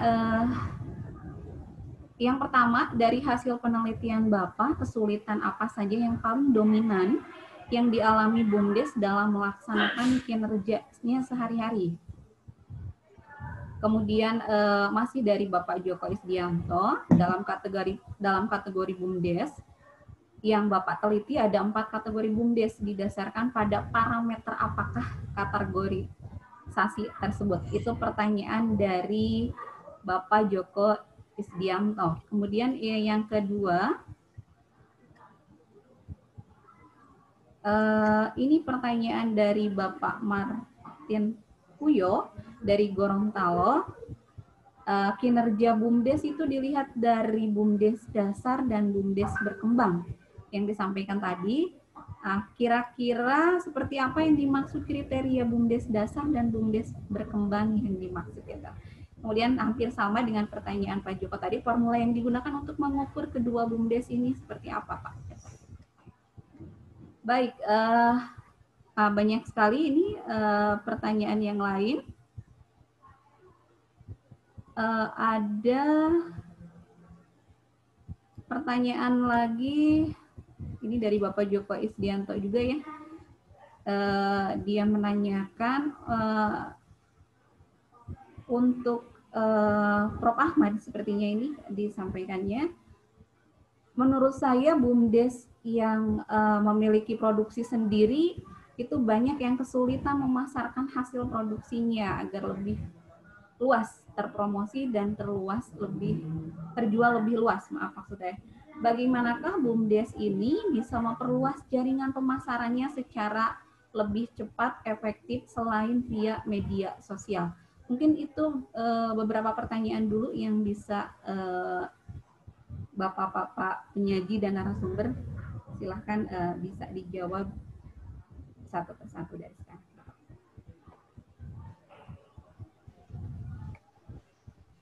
Baik, Assalamualaikum warahmatullahi wabarakatuh. Terima kasih Pak Joko ya. Mohon ini Pak Joko. Jadi dan Pak Joko dan Pak satu lagi siapa ya? Pak ini dari Gorontalo, Pak Martin ya kira-kira. Ya Pak Martin. Jadi ini memang Pak Joko dan Pak Martin untuk mengukur kinerja BUMDes itu memang sangat kesulitan. Seperti dibilang oleh Prof. Ahmad tadi, memang kalau kita sebenarnya pada awalnya saya mau mengukur dengan kinerja dalam ukuran keuntungan itu. Ternyata nggak jalan itu. Jadi jadi yang digunakan itu sebenarnya apa yang dilakukan oleh pemerintah daerah saja, gitu ya. Di sana ada ukuran-ukuran yang menurut saya itu mereka gunakan mungkin juga kita perlu teliti. Kenapa perlu teliti? Perlu bahas. Ternyata di setiap daerah mungkin beda juga itu. Bahkan untuk indikator pengukuran kinerja BUMDes dari Kemendes itu berbeda lagi, Pak. Jadi ini persoalannya ya. Apakah ini karena ada otonomi daerah sehingga pengukuran kinerja itu di masing-masing sendiri, gitu ya, silakan masing-masing, ataukah memang harus ada kesatuan? Kalau di masing-masing sulit kita mengukur bagaimana melakukan pembinaan, bagaimana melakukan pengembangan kapasitas, itu sulit sebenarnya. Oleh karena ini jadi bahan temuan juga sebenarnya bagi pemerintah pusat, gitu ya, untuk menentukan norma kriterianya itu harusnya untuk kinerja ini yang sama, gitu. Jangan setiap daerah memiliki norma dan kriteria parameter tersendiri, gitu. Ini yang jadi persoalan. Yang kedua, bahkan saya katakan ada klasifikasi. Klasifikasi pun beda-beda. Di Sumedang ada 4, di daerah Lampung ada 3, di Bekasi aja ada 3, gitu ya, klasifikasinya itu. Di Sumedang ini ada 4 tadi. Ada BUMDes dasar, ada BUMDes berkembang, ada BUMDes maju, dan BUMDes mandiri. Tapi ada juga yang hanya BUMDes dasar, BUMDes berkembang, dan BUMDes maju. Nah, itu klasifikasi. Jadi tidak ada apakah ini karena otonomi daerah, apakah ini karena euforia otonomi daerah, gitu. Tapi saya kira harus ada itu supaya bisa pembinaan, monitoring, evaluasi yang jelas itu. Lalu treatment apa, kebijakan apa yang harus dilakukan untuk melaksanakan itu, gitu. Itu sebenarnya. Nah, memang kalau di Sumedang ini sudah saya katakan yang jadi ukurannya itu adalah parameter itu tentang kelembagaan sebesar 25%. Lalu legalitas 10%, usaha yang dilakukan 30%, administrasi pelaporan dan pertanggungjawaban itu sekitar 10%, pemodalan dan aset 15%, dan dampak tugas terhadap masyarakat itu sekitar 15% itu. Jadi itu untuk menentukan apakah nanti termasuk dasar, berkembang, maju atau mandiri, gitu ya. Nanti ada angka-angka sendiri keluar, Pak. Nanti bisa saya share kalau Bapak menginginkannya, gitu ya. Bagaimana menghitung itu. Tapi itu jangan-jangan setiap daerah itu berbeda, gitu. Nah, itu yang persoalannya. Nah, ini sebenarnya harusnya nih jadi problem Kemendes atau Kemendagri ini harusnya yang jadi masalah. Nah, ini pertanyaan yang kedua, Pak.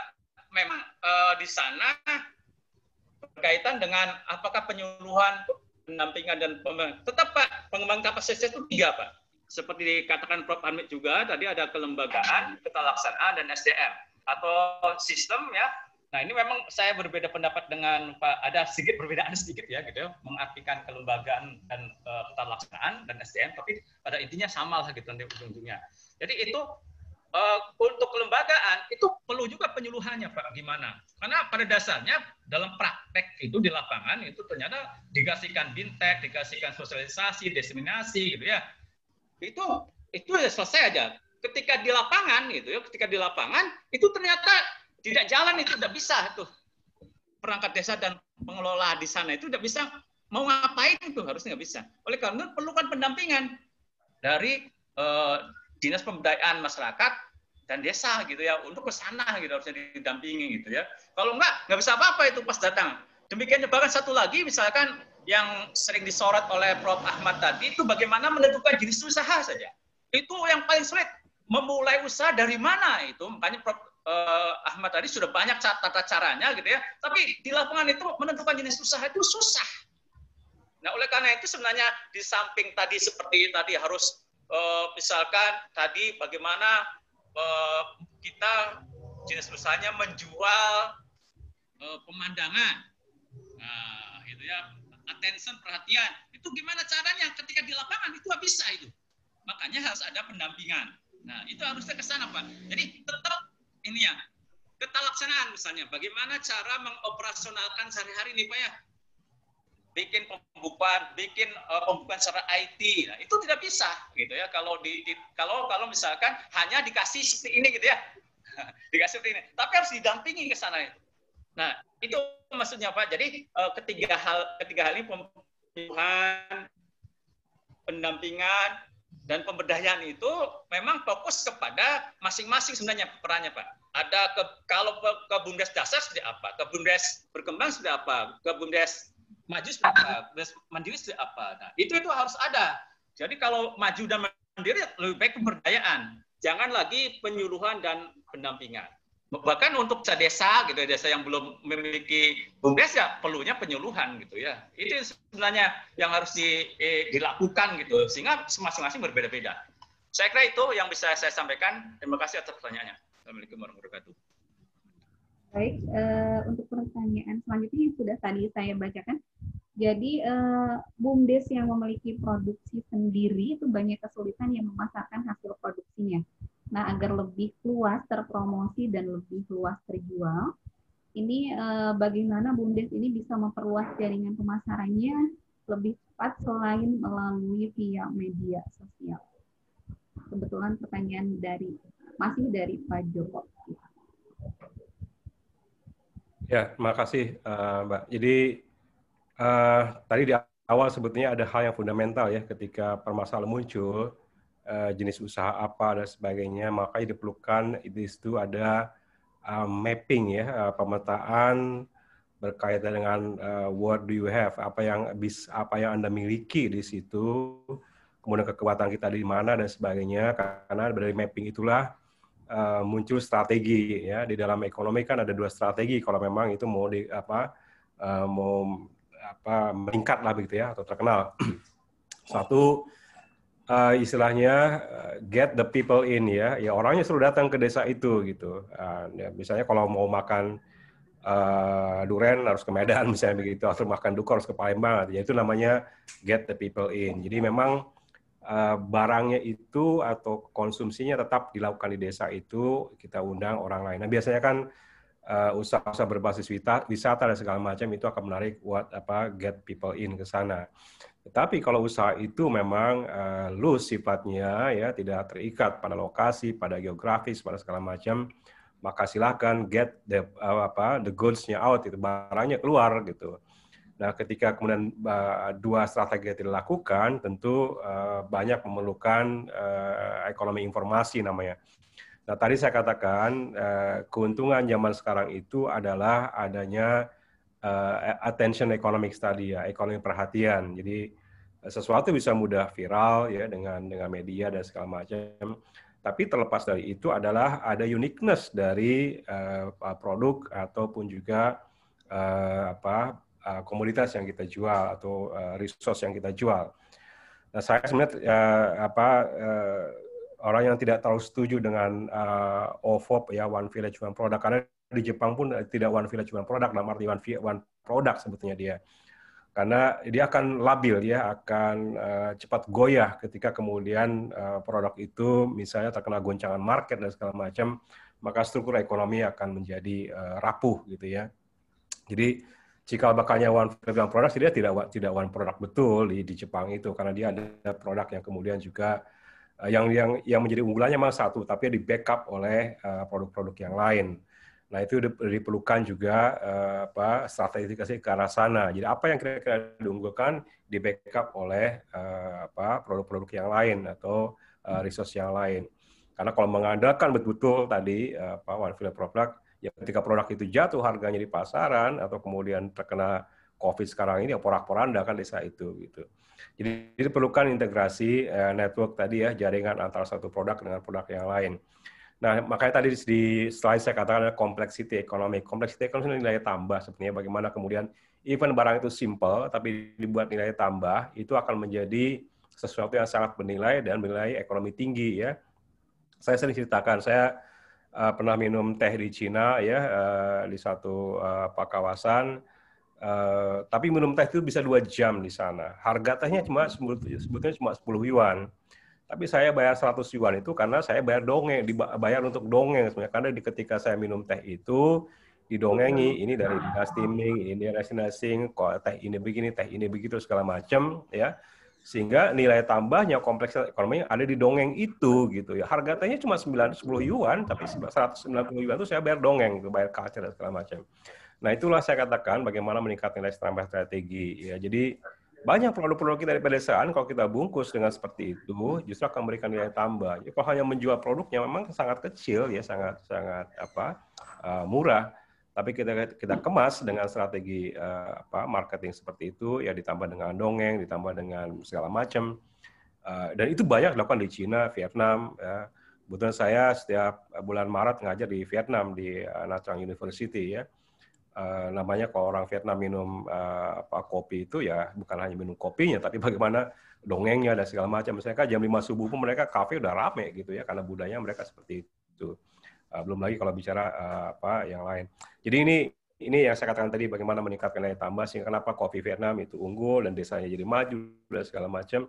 Ya tadi ada menambahkan kompleksitas ekonomi dari culture ya, dari nilai tambah budaya dan sebagainya. Jadi itu jawaban dari saya. Ya, baik. Pertanyaan dari Pak Joko sudah terjawab. Masih ada pertanyaan, Prof. Di sini dari Bapak Putu Arimbawa dari Kendari. Kebetulan saya setuju bahwa kebanyakan BUMDes yang ada usahanya lebih pada kreatif destruction, pada usaha bisnis ekonomi, bukan pada pengolahan resources lokal atau bidang pertanian, sehingga cenderung kurang mampu bersaing. Nah, apakah ini terjadi karena banyak BUMDes yang melihat peluang bisnis bidang pertanian atau lokal justru kurang menjanjikan dari segi prospek pasar itu, khususnya yang jauh dari perkotaan, atau karena SDM BUMDes justru yang kurang untuk mampu mengeksplor potensi yang ada itu, atau justru kurang pendampingan dari pemerintah. Nah, itu bagaimana? Ya itu makanya saya katakan tadi, pembelajaran dari Cina tadi ya, saya katakan awalnya sangat sukses luar biasa itu.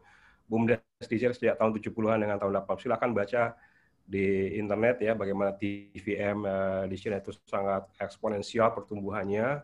Kemudian tiba-tiba kolaps ya karena dia transisi dari jualan produk-produk lokal beralih menjadi market based orientation ya, jualan seperti halnya juga toko-toko umumnya yang biasa kita temukan sehari-hari yang kemudian tidak kompetitif lagi. Karena tidak kompetitif lagi ya kemudian tergerus oleh pasar dan tidak melakukan inovasi yang sangat fundamental, ya akhirnya kolaps gitu ya. Jadi ya sama aja kalau kita lihat Nokia dengan BlackBerry kan, Nokia dan BlackBerry kurang apa sih dulu merajai ponsel, tapi karena tidak melakukan inovasi dan kemudian juga merasa bertahan sudah unggul segala macam, akhirnya kolaps. Jadi saya katakan penting memetakan local resources tadi, karena BUMDes hanya bisa bertahan kalau memang dia unik ya, ada uniqueness dari local resources yang kemudian dia bisa sustain, bisa berlanjutan dari resource-nya sustain, kemudian dari aspek ekonomi juga lebih sustain. Oleh karena itu sekali lagi tadi penting bagaimana mapping resources ya. Dulu saya pernah melakukan namanya resource mapping di beberapa wilayah. Jadi resource mapping itu ya bukan hanya kita melihat aspek ekstraktif dari sumber daya alamnya, tapi juga kira-kira aspek non ekstraktif mana yang bisa kita jual, ditambah perlu digali ya aspek-aspek culture, kemudian juga tadi hal-hal yang berkaitan dengan budaya lokal yang kemudian bisa dibungkus, bisa di-enhance, bisa ditingkatkan lewat ICT ya, information dan komunikasi teknologi. Nah, itu bisa dilakukan beberapa terobosan di situ, seperti Bangladesh misalnya melakukan terobosan ya dengan BUMDesnya itu. Ada namanya Pink Lady di sana, ada ibu-ibu pakai baju pink yang kemudian dia naik sepeda, bawa laptop ke desa. Nah, ketika dia bawa laptop ke desa, bawa wifi segala macam, maka di desa itu tumbuh. Kemudian orang perlu beli USB, ya perlu beli segala macam. Nah, itu hanya desa berkembang ya dari ekonomi seperti itu. Itu yang perlu diperhatikan. Baik, sepertinya ada satu lagi pertanyaan, Prof, sebelum nanti Prof akan menambahkan. Jadi BUMDes harus diapakan ya Pak? Ini dari Pak Bowo kebetulan. Beliau mengajukan pertanyaan kepada Prof Hanif. Jadi BUMDes itu harus diapakan? Nah, Pemdesnya harus seperti apa? Gimana cara memakmurkan desa? Nah, ini kebetulan pertanyaannya ditujukan kepada Prof Hanif. Oh, iya. Silakan Prof. Kalau dari ilmu public administration, maka ya pemerintahan itu mestinya nggak ada ya pemerintahan model kayak gitu tuh ya. mestinya pemerintahan itu yang benar gitu. Jadi pemerintahan mestinya pemerintah desa itu pertama kali pemerintah desa itu masuk ke sistem, dan itu sudah dirancang oleh Muhammad Yamin, oleh Supomo, oleh Muhammad Hatta, oleh Sutarjo, Kartoharjokusumo itu di dalam Undang-Undang Nomor 22 Tahun 1948, juga di Undang-Undang Nomor 1 Tahun 1957, juga di Undang-Undang Nomor 19 Tahun 1965, maka desa itu masuk ke sistem. Hanya kemudian ketika ada huru-hara G30 SPKI oleh rezim Orde Baru, rezimnya Angkatan Darat, TNI Angkatan Darat, maka dia dikembalikan lagi seperti desa zaman kolonial, zaman Belanda, zaman Jepang lah, ya. Karena Soeharto itu kan memang orang peta dia, didikan Jepang dia. Jadi pola pikirnya dia juga pola pikir Jepang. Itu yang pertama kalau masukan saya. Kemudian BUMDes itu apa? Kalau memang pemerintahan itu menjadi pemerintah desa itu resmi, dalam arti memang diatur oleh ya, ASN yang benar, yang dilatih, yang memang diberi tugas untuk memberikan pelayanan, ya, maka BUMDes itu di dalam ilmu public administration itu kan gini sebetulnya, ya. Jadi yang namanya BUMN itu sebetulnya filsafatnya itu begini, ketika terjadi kegagalan pasar. Jadi ketika di dalam satu ekonomi bebas seperti ini, itu kemudian terjadi kegagalan pasar, market failure, maka negara masuk. Nah, jadi dia lebih sebagai satu pemenuhan kebutuhan pokok yang memang sangat mendasar dan itu tidak dipenuhi oleh pasar. Nah, itulah maka perusahaan negara masuk gitu, ya. Tetapi kalau pasar itu sudah bisa mencukupi, kemudian ketika negara masuk di desa, itu mati semua itu nanti, ya. Jadi orang-orang yang jual kelontong, yang bikin keripik, yang dia itu bisa mati kalau kemudian BUMDes itu menjadi holding seperti itu, semua dikuasai BUMDes. Nah, itu desain ekonominya itu apa itu sebetulnya itu, ya. Nah, tetapi kalau BUMDes itu kemudian, ya, BUMDes itu kalau memang dikembangkan sebagai satu penampung, jadi yang berdagang itu, yang berusaha itu bukan pemerintah, ya. Yang berdagang itu adalah rakyat desa. Jadi rakyat desa lah yang berdagang, yang punya usaha itu rakyat desa. Usaha apapun gitu, ya. Nah, kemudian ya BUMDesnya itu adalah membantu menjualkan. Jadi yang bisa bikin keripik, yang bisa bikin lontong, bikin lemper, bisa itu macam-macam itu, kemudian BUMDes itu menjualkan. Nah, kalau seperti itu ya rakyatnya makmur. Tapi kalau kemudian BUMDes dikembangkan terus, disupport dengan berbagai macam, ya, dan itu nanti akan memakan semua kegiatan ekonomi rakyat desa, dan itu banyak terjadi, ya. Ada yang itu yang berhasil itu ketika memang BUMDes itu didesain sebagai dia itu menampung hasil-hasil produksi atau kerajinan dari rakyat desa, kemudian mampu dijualkan. Nah, itu yang bisa berefek kepada kesejahteraan. Tetapi kalau di desanya itu berdagang, ya, ini bisa mematikan, ya. Dan kalau seandainya itu negara itu berdagang, semua dikuasai negara, ya, ini ekonomi Indonesia bisa mati itu, ya. Nah, oleh karena mau diapakan BUMDes itu, ya, maka ya diperjelas. Jadi dia itu apa sebetulnya, ya. Kalau memang dia itu berdagang, ya, itu pola dagangnya seperti apa? Apakah dia akan menguasai market yang ada di desa itu, ya? Apakah dia itu memang dia hanya membantu orang desa, usaha-usaha desa apa saja, apakah itu produksi, apakah itu penyewaan. Nah, kemudian dia sebagai satu penampung Tokopedia begitulah ya. Dia hanya lapaknya ya. Nah, kalau seperti itu ada manfaatnya. Seandainya BUMDes itu bisa berkembang.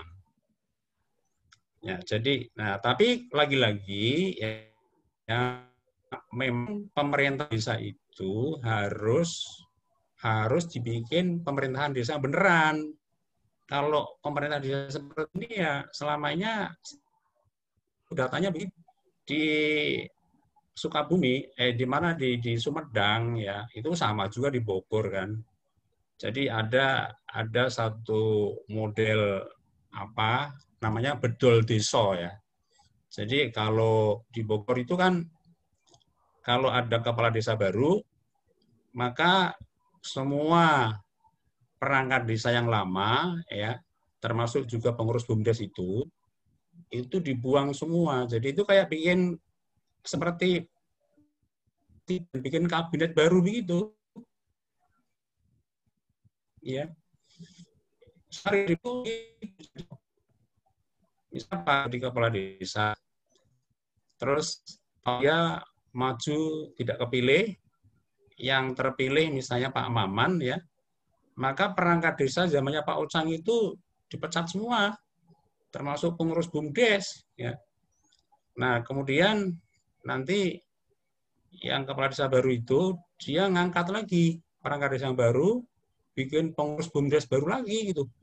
Nah, kalau seperti itu ya pemerintahan model yang aneh begitu itu ya sampai kapanpun juga tidak ada dampaknya bagi kesejahteraan masyarakat. Ya. Saya kira itu jawaban saya. Baik, terima kasih, Prof. Satu lagi, ternyata masih ada, Prof. Ini pertanyaan dari Bapak Abdur Thohir, kebetulan tidak menyebutkan dari mana-mana. Mohon izin bertanya, mengapa BUMDes sering mengalami kesulitan dalam menjalin hubungan kerjasama dengan pihak swasta, baik itu perusahaan ataupun perbankan. Nah, ini kedepannya pengembangannya harus bagaimana? Harus seperti apa langkah-langkah yang dilakukan? Baik, silakan. Kepada Prof. Ahmad dulu. Ada siapa? Silakan Pak Prof. Hanif atau Pak Kadun saja. Oke, silakan Prof. Hanif.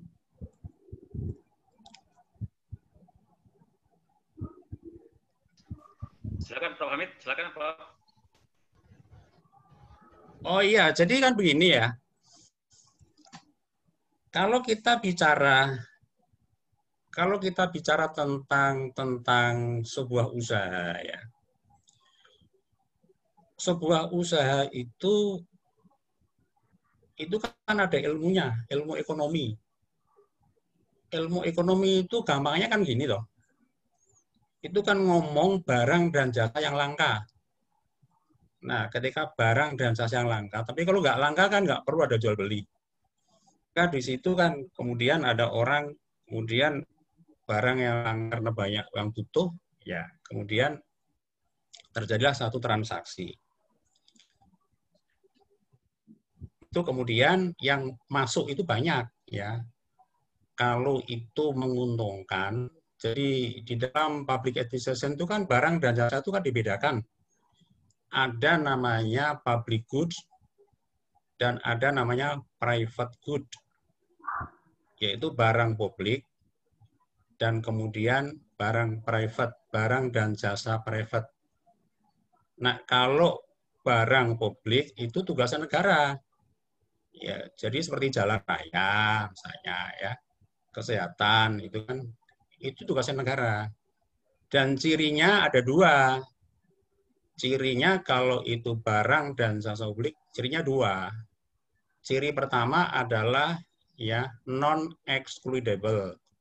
Jadi orang mendapatkan barang dan jasa itu tidak dikecualikan, mau kaya, mau miskin, mau agama Islam, mau non-Muslim, mau di Papua, mau itu sama. ya, itu tidak boleh dikecualikan. Dan yang kedua itu non-rivalry, tidak ada persaingan di dalamnya. Itu kalau itu barang publik. Nah, kemudian BUMDes itu kan bergerak di private, ya, sama dengan BUMN, sama dengan BUMD. Ya. Nah, ciri private good, ya, cirinya itu juga dua, yaitu ya excludable. Dia mengecualikan hanya orang-orang yang punya duit, ya, yang dapat memperoleh barang itu. Jadi yang barang private itu contohnya apa? Mobil, misalnya ya, kacamata, jam tangan, ya. Bahkan air minum Aqua itu sudah menjadi barang private itu kan ya. Apalagi ya sabun itu. Nah, itu hanya orang yang punya duit yang bisa mendapatkan barang itu. Dan ciri yang kedua, lah ini yang penting, itu rivalry. Jadi penyedianya itu, barang private itu bukan negara yang menyediakan, tetapi itu adalah perorangan atau korporasi swasta atau perusahaan swasta. Lah BUMDes itu masuk korporasi, ya, masuk korporasi swasta, ya. Nah, kalau dia masuk ke korporasi swasta, hanya itu miliknya desa, sama dengan BUMN, sama dengan Garuda, sama dengan Bank Mandiri, ya, sama dengan tadi Kimia Farma, gitu ya. Maka dia harus bisa bersaing, karena memang dia itu penyedia barang private, bukan public goods, ya. Makanya bersaing, ya. Jadi di situ ilmu bersaing dia harus punya. Kalau dia nggak punya gimana? Wong dia itu bagian dari satu korporasi kok, ya. Meskipun juga sampai sekarang juga jelas statusnya, ya. Status badan hukumnya itu, korporasinya itu belum jelas sampai sekarang, ya. Tapi sudah ada RPP itu yang saya baca kemarin. Tapi RPP itu juga RPP kayak ya tadi yang dia pakai asumsi aja di langit, ya. Jadi dia melihat BUMDes itu seperti BUMN, seperti BUMD, ya. Dirancang dengan satu konstruksi berpikir yang canggih, ya, ala PT Garuda, ala PT Kimia Farma, bahkan ala PT Holding Company itu, sebuah perusahaan holding, ya kayak gitu-gitu gitu ya. Nah, ketika BUMDes sebagai satu korporasi dalam tanda petik, dia itu penyedia private good, ya. Kalau dia tidak punya ilmu itu, ya pasti kolab lah dimanapun tuh, ya. Namanya kabupaten itu aja, kalau dia tidak diproteksi, katakan PDAM, ya. Kalau dia diproteksi oleh kabupaten, ya, itu pasti mati kok, ya, ya. Karena dia tidak memenuhi syarat sebagai satu korporasi yang salah satunya dia itu penyedia barang private, barang-barang perorangan. Dia harus, karena prinsip private good itu rivalry, ya, dan excludable, ya, dan dia mengecualikan pada orang-orang yang punya uang, ya. Dan kemudian rivalry itu macam-macam nanti indikatornya, ya. Jadi dia bisa menang di dalam rivalitas itu, ya, karena barangnya bagus, karena rasanya enak, karena kemasannya bagus, karena harganya murah, dan macam-macam. Nah, apakah BUMDes bisa itu? Itu kan pertanyaan besar sebetulnya, ya, dari sisi ekonomi, ya. Nah, oleh karena itu, ya, maka dan itu BUMDes itu kan sebetulnya perkumpulan uang itu, bukan korporasi orang, ya. Beda dengan koperasi. Kalau koperasi itu korporasi orang, ya. Jadi badan hukum tapi kumpulan orang itu koperasi. Tapi kalau BUMDes itu mirip-mirip BUMN. Itu adalah, ya, badan hukum kumpulan modal, ya. Nah, ini bagaimana supaya dia bisa memang eksis, bisa beruntung, ya. Maka ya harus dipikirkan, ya. Jadi produk yang akan akan dijadikan usaha itu apa, ya. Kemudian apakah itu bisa bersaing. Karena cirinya penyedia private good itu harus rivalry, harus bisa bersaing. Kalau nggak bisa bersaing pasti mati, ya. Apakah bisa bersaing? Nah, kemudian kalau bersaing itu bersaing dengan siapa? Apakah bersaing dengan orang-orang perorangan itu, toko kelontong di desa itu, pengrajin tempe itu, bersaing dengan mereka. Kalau mereka pasti mati, karena BUMDes itu didukung dengan kekuatan politik, ya. Nah, apakah tujuannya untuk mematikan ekonomi rakyat? Ya. Nah, terus itu bentuk siapa? Nah, hal kayak gini inilah yang harusnya ya ini dipikirkan dari sisi filosofisnya, dari sisi public administrasinya, dari sisi manfaatnya bagi rakyat, ya. Nah, ini yang apa namanya bagi saya sebagai sebuah renungan aja. Dan datanya tadi sudah sampaikan sama Pak Akadun semuanya. Oke, saya kira gitu dari saya. Baik, terima kasih, Prof. Kebetulan untuk pertanyaan sudah tidak ada lagi. Atau Bapak Ibu yang tidak melalui layar YouTube, kira-kira ada yang mau bertanya atau menambahkan lagi pertanyaan? Baik, baik tidak ada. Tapi ini ada dari Bapak Hadi Susilo. Ya, sepertinya ini saran urun rembuk penilaian klasifikasi BUMDes, atau ini pertanyaan ya bentuknya, urun rembuk penilaian klasifikasi BUMDes. Nah, mungkin itu seperti apa, Pak? Gitu.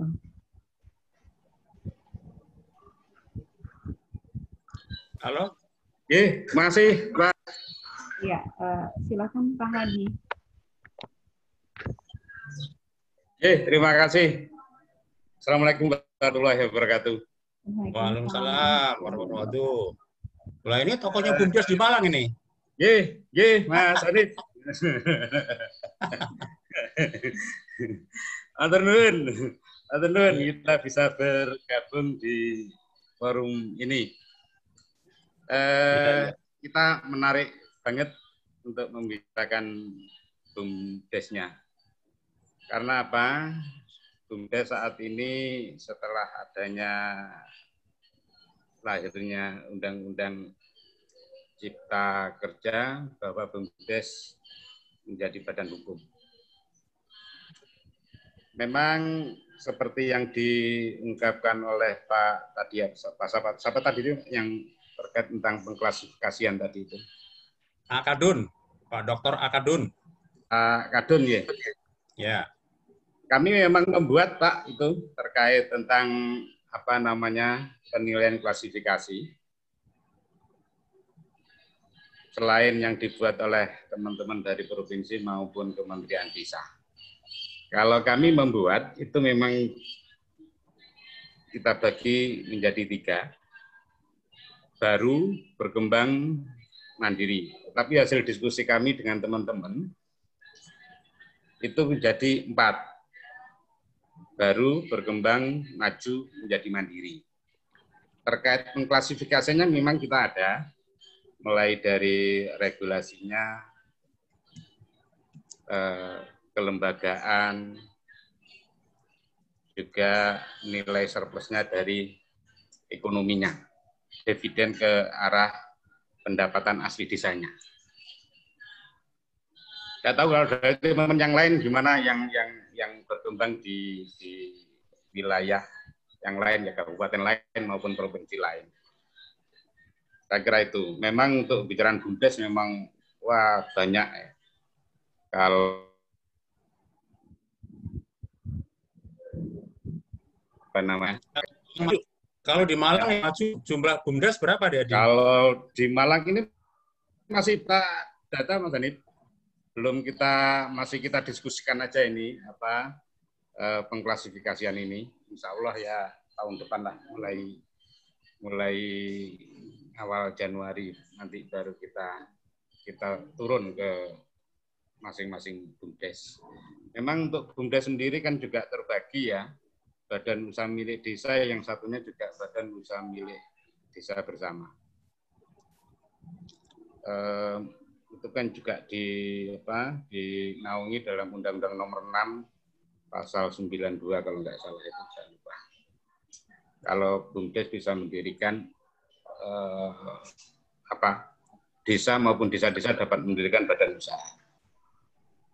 Ya, itu mungkin sumbang urun rembuk kami. Belum ketahuan Dede, yang maju berapa, yang berkembang berapa, gitu, yang mandiri berapa, itu belum ketahuan. Belum. Karena ini masih pengklasifikannya masih kita buat, Mas Hanif. Formatnya itu masih kita buat, karena sebelumnya nggak ada itu. Di sini belum ada, yang berpikir ke arah itu masih belum ada. Kita berpikir ke arah itu baru ya 1-2 bulan inilah untuk yang berkembang berapa, maju berapa, nanti ke arah yang sudah mandiri itu berapa. Ya nanti kita bisa diskusi lagi, Mas Arif. Ya. Ya, saya kira itu, Mbak. Sangat menarik memang membicarakan BUMDes.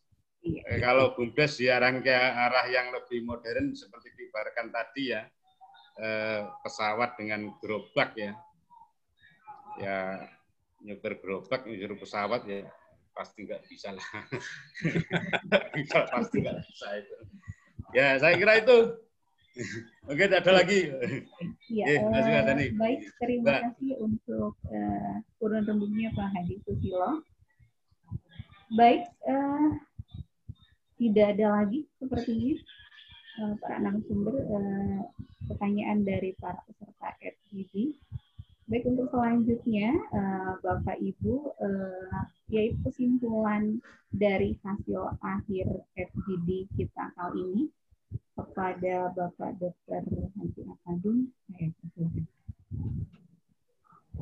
Terima kasih sekali lagi terutama kepada Prof. Ahmad Fauzi dan Prof. Hanif Nurkolis ya. Terima kasih sekali. Saya kira memang ini ada dua sisi yang sangat bagus lah gitulah. Kombinasi ini satu dari sudut mikro gitu ya. Bagaimana mengembangkan BUMDes sendiri, satu dari sudut sistem atau kelembagaan gitu. Jadi kami akan memperkaya nanti hasil penelitian kami gitu memang gitu ya. Jadi terima kasih sekali, termasuk juga nanti masukan-masukan pertanyaan dari teman-teman, apakah dari praktisi maupun dari akademisi, saya kira akan menambah keluaran kami lah gitu ya, terutama menyoroti dari Prof. Ahmad Fauzi tentang sebenarnya lebih banyak bagaimana memulai usaha lah gitu, secara BUMDes itu ya. Nah, itu yang kedua, dan bagaimana dari segi kelembagaan sistemnya itu dibangun gitu ya. Nggak mungkin. Memang ini dua kubu yang mungkin saya akan merumuskannya lah gitulah. Nanti insya Allah saya akan merumuskannya seperti apa, harusnya seperti apa nih ya. Saya juga akan berusaha lah dengan sekuat tenaga untuk bisa, kami akan merumuskannya model apa sih yang terpenting itu ya, yang ke depan itu, supaya seperti yang kita bahas tadi, bagaimana nih ya uang yang sudah miliaran triliunan nih, Prof. Hanif, triliunan mungkin yang sudah keluar uang triliunan itu ya. Gitu, tidak mubazir saja gitu, perlu ada keberlanjutannya benar sih. Saya kira itu sekali lagi kepada Prof. Hanif, Prof. Ahmad gitu ya, kepada rekan-rekan pimpinan dari STIA, kepada teman-teman praktisi dari BUMDes gitu ya.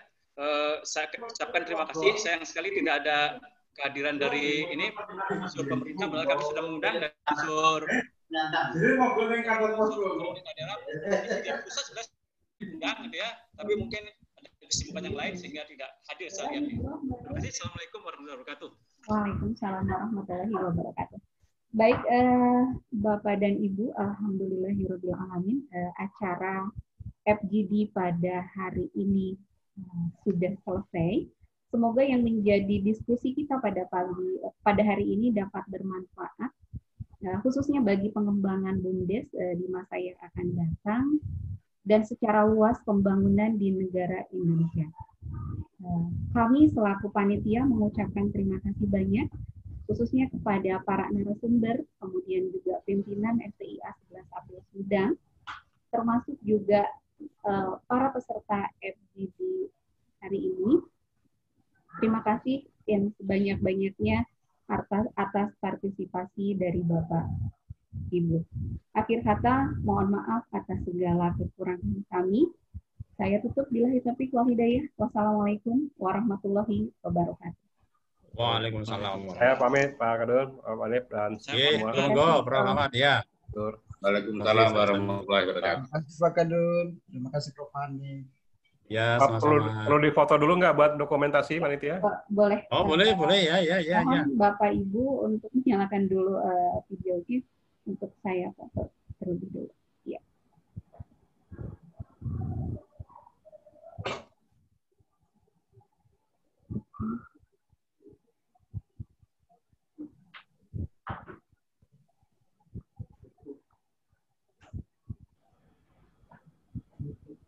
Masih belum ada yang menyalakan video.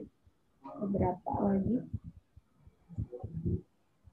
Pak Dr. Hidayat, Bu Irma, Bu Desi, Bu Delviana, Pak Fred, sama Bu Ira.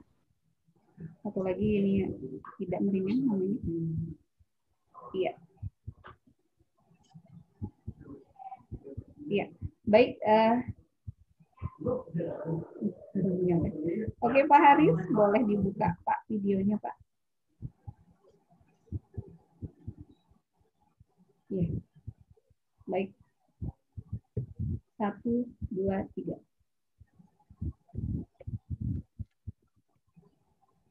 Ya, cukup. Terima kasih Bapak Ibu, dan sekali lagi yang belum mengisi formulir absen yang tadi agak mengalami kesusahan, silakan mengisi link absen di link yang baru saja saya berikan. Terima kasih. Oke, pamit. Assalamualaikum warahmatullahi wabarakatuh. Waalaikumsalam warahmatullahi wabarakatuh. Ya, Prof ya.